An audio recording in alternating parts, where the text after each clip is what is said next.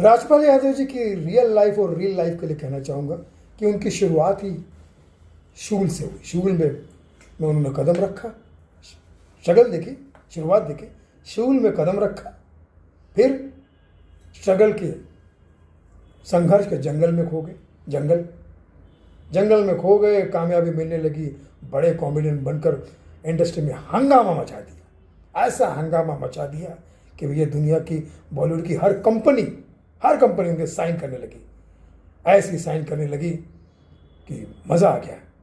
उसके बाद वो ज़रा सा कर्ज के भूल भुलैया में खो गए, चार दीवारी के पीछे हो गए, लेकिन जल्दी भाई वापस आएंगे, जल्दी वापस आएंगे।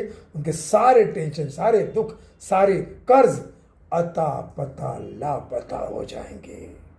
आयुष्मान भाव राजपाल यादव, दुनिया भेज रही है आपको, लाओ।